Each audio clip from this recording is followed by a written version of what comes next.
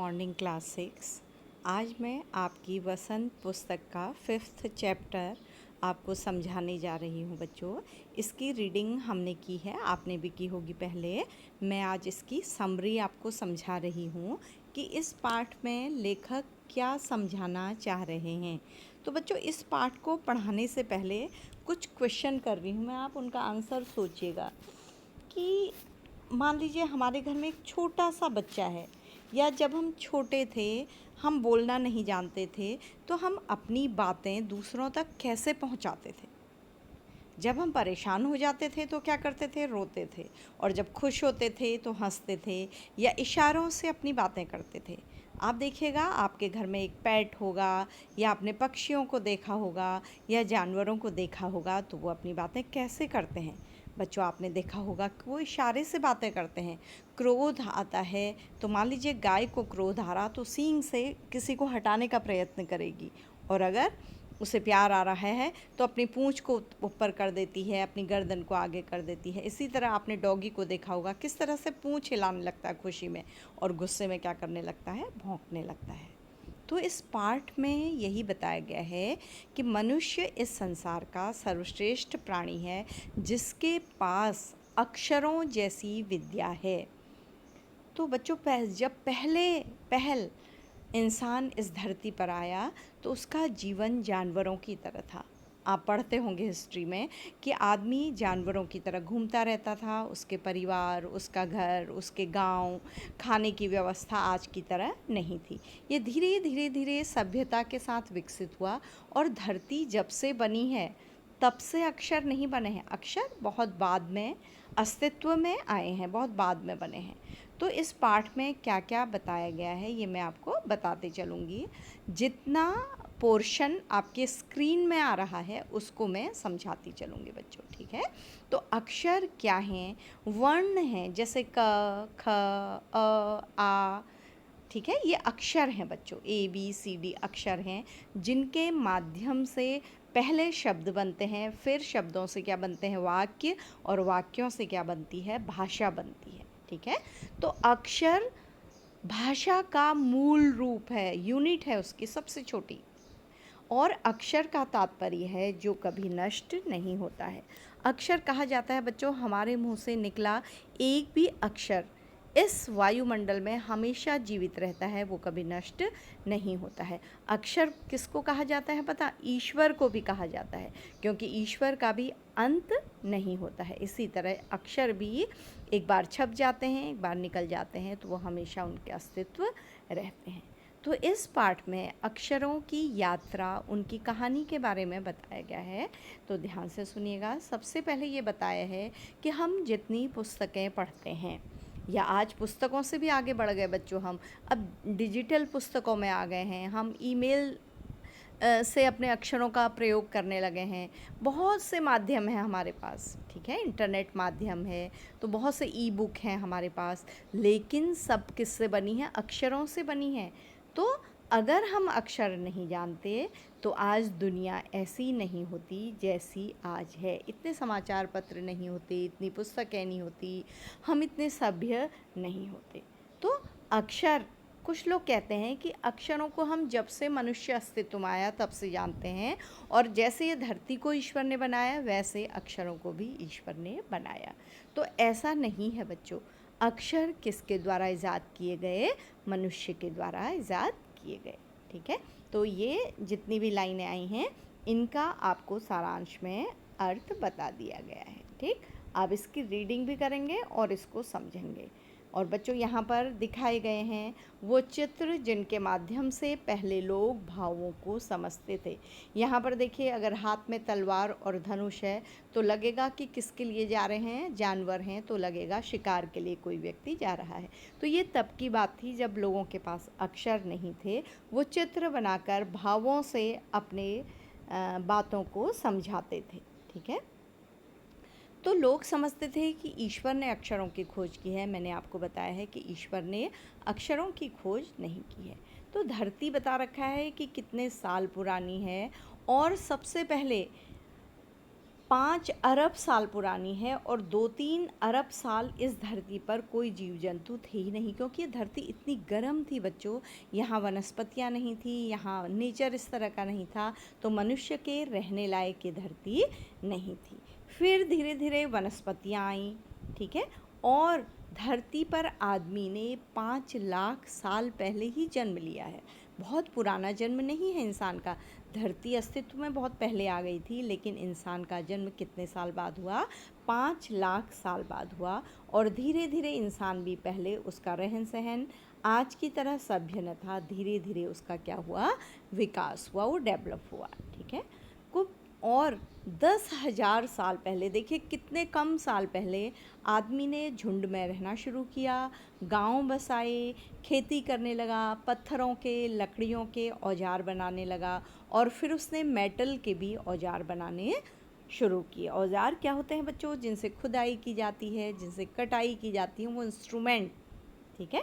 तो उसके पश्चात प्राग ऐतिहासिक काल में मानव ने, मतलब इतिहास के पहले के काल में, प्राग मतलब पहले, ऐतिहासिक मतलब इतिहास से पहले, क्योंकि इतिहास से पहले व्यक्ति लिखना नहीं जानता था, तो उस बारे में व्यक्ति कुछ जानता नहीं है। तो प्रागैतिहासिक मानव ने सबसे पहले, तो ये हमें थोड़े प्रमाण मिलते हैं कि वो चित्र बनाता था, और जैसे पक्षियों की बात करनी है तो पक्षियों के चित्र बनाता था और इशारे करता था। जैसे सूरज का उसे चित्र बनाना है तो गोला बनाकर उसकी किरणें बना देता था। गर्मी की बात करनी है तो इस तरह से वो अपनी बातें करता था, ठीक है। जैसे सूरज का चित्र बनाया तो वो धूप का द्योतक बन गया, उसके ऊपर बादल बना दिया तो वो किसका? शीतलता का, ठंडे का। तो इस तरह से लोगों ने एक दूसरे की बातों को समझना क्या किया? आरंभ किया। फिर जाकर बहुत साल बाद, 10,000 साल पहले इंसान ने गांव बनाने शुरू किए, थोड़ा सभ्य होना शुरू किया, लेकिन तब भी अक्षर नहीं थे। लेकिन 6,000 साल पहले, आज से 6,000 साल पहले, 6 होता है 6, ठीक है, 6,000 ईयर्स पहले ही अक्षरों की खोज हुई, जो लिखने को मिलता है। क्योंकि जब से अक्षरों की खोज हुई तो तब से इंसान लिखने लगा, और उस समय के बाद का इतिहास हमें डेट वाइज क्या है पता है। केवल 6,000 साल पहले हमने अक्षरों की खोज की।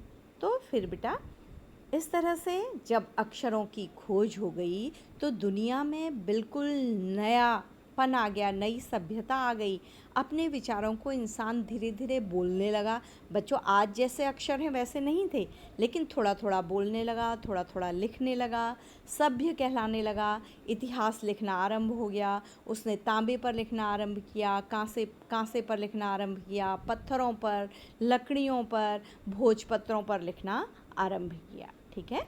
तो जब से इंसान के लेख मिलने लग जाते हैं उसे इतिहास कहते हैं, और जब से नहीं मिलते पहले के काल को क्या कहा जाता है? प्राग ऐतिहासिक काल कहा जाता है, यानी कि इतिहास के पहले का काल। तो यदि मानव अक्षरों की खोज नहीं करता तो आज जो इतिहास है हमारे सामने, वो हमारे सामने होता ही नहीं बच्चों। मान लीजिए आप, मैं एग्जाम्पल दूँ आपको, एक घोड़ों का अस्तबल है, उसमें 50 घोड़े रहते हैं, ठीक है।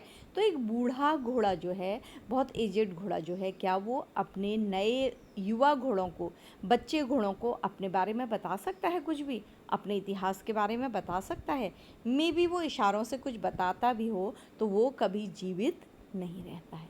ऐसे ही कोई भी चिड़िया, कीड़े, पतंगे, जानवर अपने इतिहास के बारे में या अपने भविष्य के बारे में कोई बात नहीं कर सकते हैं। बस वो इतिहास अब जब इशारों से अपने एंगर को, अपनी खुशी को समझा सकते हैं, लेकिन उनके पास इंसान की जैसी भाषा नहीं है, ठीक है। तो अक्षरों की खोज मनुष्य की सबसे बड़ी खोज है। क्यों? क्योंकि तब से मनुष्य इतिहास लिखने लगा, और तब हमारे इतिहास में क्या क्या हुआ, हमारे देश में क्या हुआ, विदेशों में क्या हुआ, कौन राजा बने, किसने किससे युद्ध किया, कैसे रहता था, हम सब जान लेते हैं। क्योंकि वो हमें कैसे मिलते हैं? लेख मिलते हैं लिखे हुए। कभी भोजपत्रों पर मिलते हैं, कभी फिर मोटा पेपर बनने लगा हाथ से मैश करके, उस पर मिलने लगे, पत्थरों पर मिलते हैं, शिलालेखों पर मिलते हैं, तो उससे हमें अपने अतीत के बारे में, अपने पास्ट के बारे में थोड़ा बहुत क्या करने लगता है, पता लगने लगता है। तो इस प्रकार से इसका फ़ायदा क्या हुआ कि एक पीढ़ी अपने ज्ञान को दूसरे तक क्या कहने लगी, पहुंचाने लगी। पहले बच्चों क्या होता था, आदमी जैसे दादा ने पोते को कुछ बताया, उसने याद कर लिया और उसको उसने अपने अनुभव में रखा, तो होता क्या था, वो कुछ भूल जाता था और कुछ याद रख पाता था, तो अधूरा ज्ञान जाता था।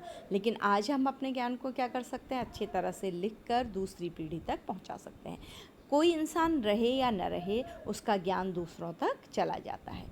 मान लीजिए स्टीफन हॉकिंस हैं, उन्होंने जो खोज की है उन्होंने उसे लिख कर रखा है, कंप्यूटर पर सहेज कर रखा है, तो पीढ़ियों तक वो अपने ज्ञान को क्या कर सकते हैं, दे सकते हैं। मान लीजिए अब्दुल कलाम की कोई के पुस्तक है, जवाहरलाल नेहरू की कोई पुस्तक है, अगर वो अक्षरों के माध्यम से लिखी है तो वो ज्ञान हमारे पास क्या है, सुरक्षित है। और अब तो ज्ञान को, पहले से बुक्स को दीमक खा जाते थे या बुक्स पुरानी हो जाती थी, उनकी इंक मिट जाती थी, लेकिन आज तो डिजिटल माध्यम से हम अपनी लाइब्रेरी को हजारों वर्षों तक क्या रख सकते हैं, सुरक्षित रख सकते हैं।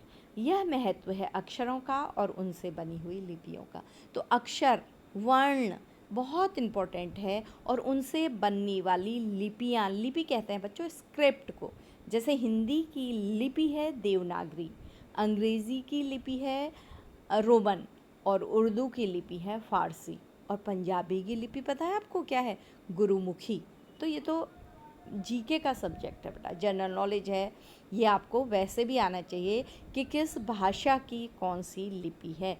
तो अक्षरों से मिलकर लिपि बनी, अतः हम सबको अक्षरों की कहानी मालूम होनी चाहिए। तो अक्षर हमारे लिए इम्पोर्टेंट हैं, तो हमें अक्षरों के बारे में जानना चाहिए कि जिन अक्षरों से हम बोलते हैं, अपनी बातें समझाते हैं, हम अपनी कक्षा पढ़ते हैं, कल को हम साइंटिस्ट बनेंगे, वैज्ञानिक बनेंगे, मंत्री बनेंगे, नेता बनेंगे, अभिनेता बनेंगे, तो हमें बच्चों किसकी आवश्यकता होगी, अक्षरों की आवश्यकता होगी। तो इसलिए हमें अक्षरों के इतिहास के बारे में जानना ज़रूरी है कि अक्षर कैसे बने, उनका हमारे लिए क्या महत्व है, यदि वो न होते तो हमारी ज़िंदगी किस तरह की होती, और अगर वो हैं तो हमारी ज़िंदगी किस तरह से सभ्यता की ओर बढ़ती है।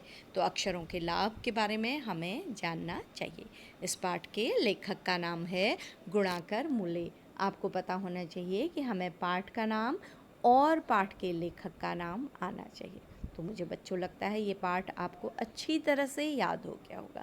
आज मैंने इसको बहुत अच्छी तरह से आपको समझाया है कि इस पाठ में क्या क्या इम्पोर्टेंट है। बच्चों, मुझे लगता है कि हम केवल परीक्षा के लिए न पढ़ें, हमारे साथ ये अनुभव कि ये पाठ आज हमने पढ़ा था, किसने हमें पढ़ाया था, ये अनुभव पूरी ज़िंदगी रहे हमारे साथ, क्योंकि छोटी छोटी बातें कब हमारे काम आती हैं ये हमें पता नहीं होता है। और पढ़ाई तो वो होती है जो हमारे मस्तिष्क में हमेशा के लिए सजो दी जाती है।